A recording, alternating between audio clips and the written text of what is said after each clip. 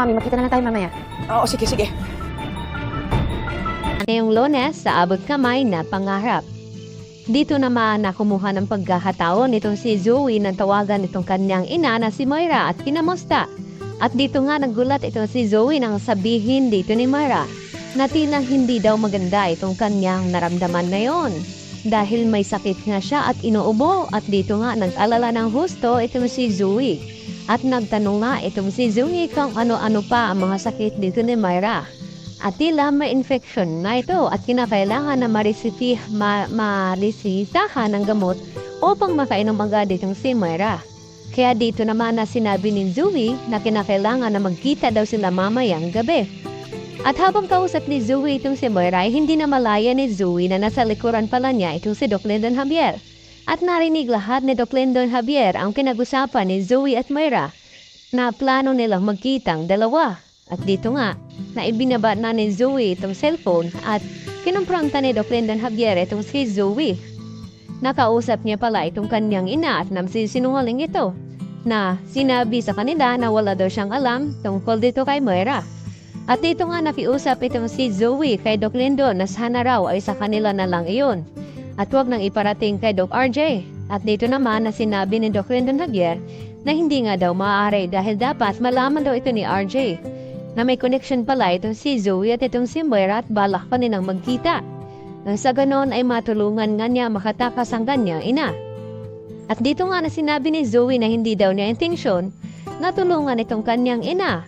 At dito naman na inausap ng masinsina ni Zoe si Lyndon na kung gusto daw nito na sumama itong si Doc Lyndon habang magkita daw sila ni Moira. Nang sa ganon ay mahuli na nga daw ito upang matigil na nga ang kasamaan daw ng kanyang ina.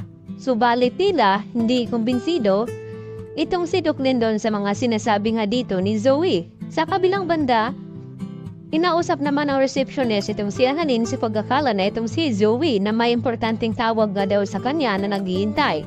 At tila isang babae nga daw ito at nagtaka itong si Annalyn dahil hindi naman daw siya itong si Zoe. Baka daw ay ina ni Zoe ito.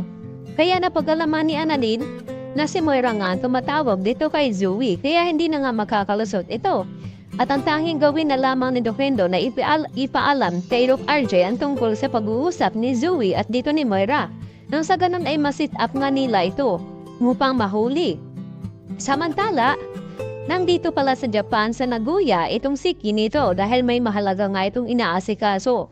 At sakto naman na nakita niya dito itong si Moira na paalis na nga ng Japan.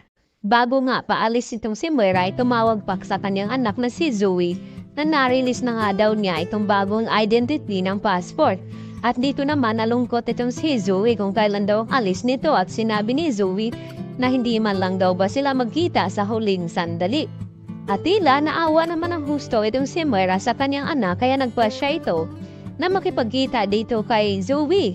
At dito na nga ang tamang pagkakataon at tumawag din itong si Ginito kay RJ at ipinaalam na nandun na nga sa airport tong si Moira na kanilang hinahanap at parang papaalis na nga ito.